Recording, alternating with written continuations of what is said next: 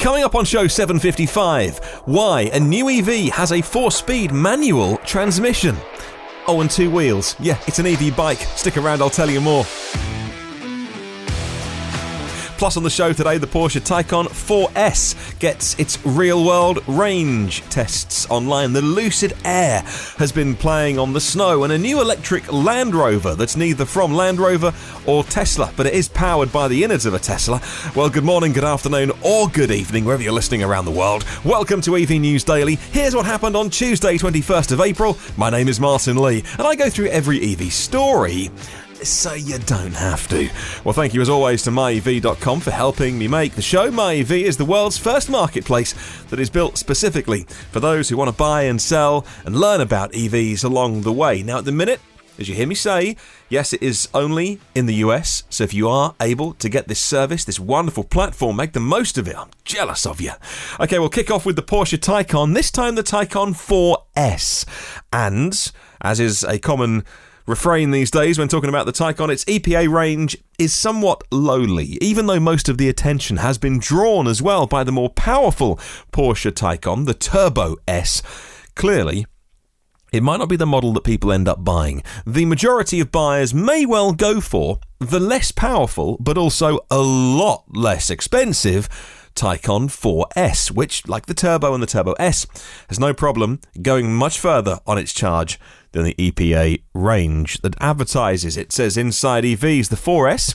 Well, on the bigger battery, it has a 93.4 kilowatt hour pack, and it has the longest range of any Taycan, and that's 203 miles. That's 327 kilometers. And yes, for a 93.4 kilowatt hour pack to do 200 miles is pretty stinky. But we know by now something happened with the EPA test. And just a reminder, by the way, that the EPA invite car makers to submit their own data, and with all the reasons to back that up as well. So effectively, as I learnt recently, many car companies, because the EPA say they haven't got the resources to test every new car, effectively the car companies set their own EPA range and provide the maths. Well, that didn't happen with Porsche and the Taycan. EPA said, actually, we'll do our own test on this, and they came up with around 200 miles for each of the variants. However, those YouTube videos hit the internet, and it just boggles the mind how the EPA could come up with such a small number. Well, the YouTube channel Smoking Tire has done their own test compared to the Turbo S, which, again, only has 192 miles officially, but does go more. The Smoking Tire channel drove the Taycan 4S on a round trip from Los Angeles to Palm Springs and back. The trip was 234 miles, and with a full charge in the 4S, they could have done a theoretical 294.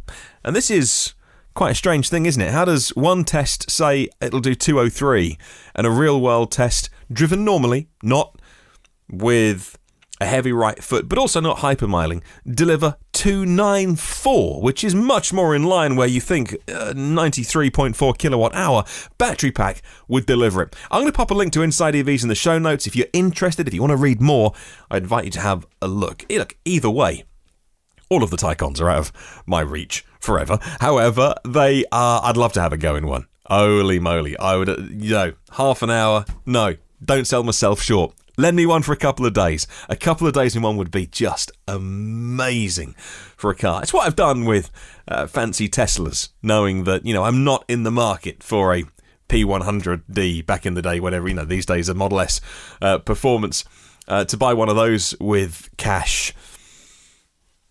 But boy, oh boy, when I've borrowed them, very, very nice. Well, let's talk about Tesla and the Model Y and how this shows they could well be future-proofing the Model Y for a long time, or maybe just getting a better deal on parts. The Model Y is proving to be a vehicle that's loaded to the brim with optimizations over the Model 3. Once again, you do see those blogs and websites saying that the Model Y shares 75% of its parts with the Model 3, and yet again, we're bringing you a story about how all the parts are different. I just don't understand how that 75% number ever got out there. Well, it was said once by Elon years ago, and it gets repeated verbatim with no real kind of interrogation of, is that still the case? And I can't, okay.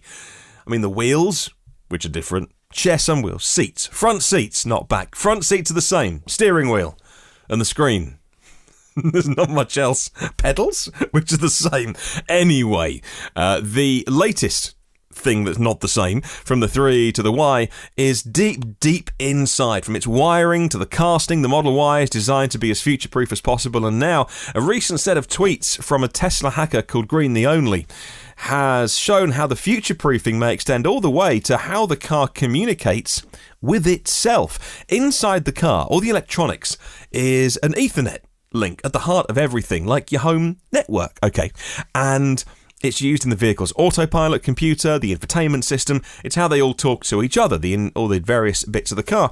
According to Teslarati, Green the Only posted some images of computer components used in the Model Y, and whereas the Ethernet links, basically the network speed that the car operates internally, it used to operate at 100 megabits per second. The new Model Y has a gigabit switch inside it. So all of the data is flying around at gigabit speeds, not 100 megabits per second. Megabits per second, I think that is. MBS. So, what does it mean? Well, if you ask me, it could mean everything and nothing. On the bright side, faster is always better. Redundancy is always better. Having lots of headroom is always better. At the moment, the amount of data that the car moves around itself doesn't even trouble a 100 MBS Ethernet connection to itself. So it's not like autopilot was being held back because the network connection wasn't fast enough. It doesn't trouble the current system in the Model 3. It could also be because gigabit networking is pretty standard these days. I mean, I'm looking at a router here in my home office, and it has gigabit networking. I utterly don't need it. However, the computer is a gigabit card, and the switch is a gigabit switch, and my router is a gigabit router, and actually I suppose when they all talk to each other, more speed is better than less. I guess if I had maybe some network attached storage, or if I needed to have some extra hard drives around, I guess it would all help to move data around.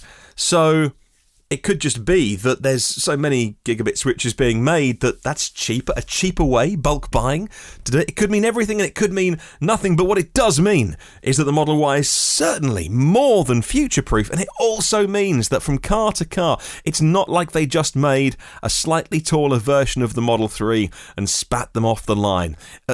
Deep down inside these cars, the Model Y is vastly different to the Model 3, and don't get sucked into those articles that tell you that they're very similar cars, really. I just can't think that there's too many bits that it shares. Like I say, battery pack, front seats, probably about it, pedals, steering wheel. Even the screen, everything is so different. When you see the Monroe teardown videos, it's amazing how different the Model Y is. They just keep, and Tesla do this, they got rolling improvements. The production line is constantly improving. I'd love to know if someone actually tore down a brand new Model 3 now, whether they'd find the same bits inside it. We're working on the knowledge of when a 3 was taken apart probably a couple of years ago. Maybe that's got the gigabit networking in now, but no one's updated our knowledge. Who's going to buy a Model 3 and strip it apart for fun? Somebody will.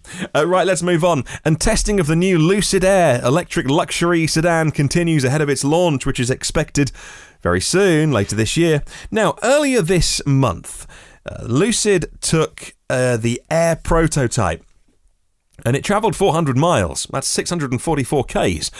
From San Francisco to Los Angeles without even charging the batteries. Now the company shows the Lucid Air in an area with a less pleasant climate than California. According to the website Car Scoops, Lucid Motors took 2 Lucid Air prototypes to the frozen northern reaches of Minnesota for testing in temperatures that went down as low as minus 27 Fahrenheit. That's minus 33 C.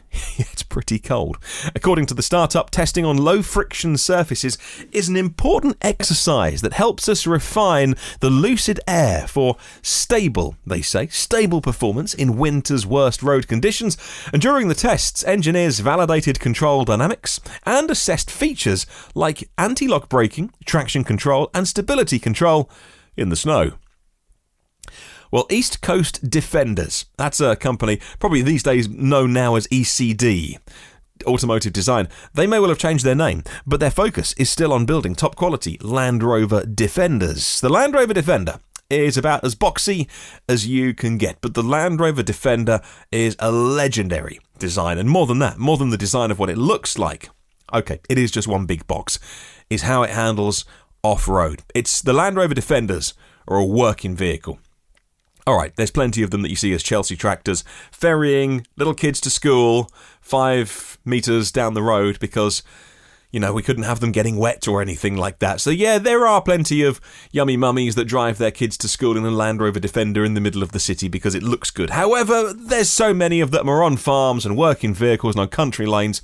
Well, the company East Coast Defenders are still building Defenders, custom Defenders, but now they're using that rugged utility of the Land Rover styling with all electric powertrains taken from Teslas. The electric Defender is their latest model, and it's a blend of their classic design and new school tech, creating a unique experience, according to Motor1.com. Well, the drivetrain means that they can get 220 miles out of a charge. They take the 100 kilowatt-hour battery packs from Teslas and pop them inside Land Rover Defenders, and that means a Defender will do 0 to 60 in 5.5 seconds. And that on the kind of rubber that Defenders sit on, which is normally knobbly off-road tyres, I'm sure would be a very interesting experience. Holy moly, 0 to 60 in a Defender in 5.5 seconds. You'd feel that as well. Wonderful. I love to see these kind of conversion projects and taking great cars like that, classic designs from Land Rover, and updating them because, you know, Land Rover aren't doing it, and so I'd love to see them doing it. I mean, they've got the staff, the brains, the tech, the know-how, the I-Pace. It's a fantastic car, albeit made by not Land Rover, a company called Magna. However, got a Land Rover badge on and a Jaguar badge. Jaguar Land Rover have got no doubt the talent to do it if they wanted to. So it's great to see companies like East Coast Defenders making really great EVs out of Defenders. Okay, let's talk about batteries next. And after beating their Chinese competition to the punch, they got the contract, and now the Korean battery maker SK Innovation is going to be the supplier of the Chinese automaker BAIC. According to the website Push EVs, well, Pedro says that the batteries being supplied by SK Innovation to BAIC are going to be the long-awaited chemistry, which is NCM 811. So 8 parts nickel, cobalt, manganese.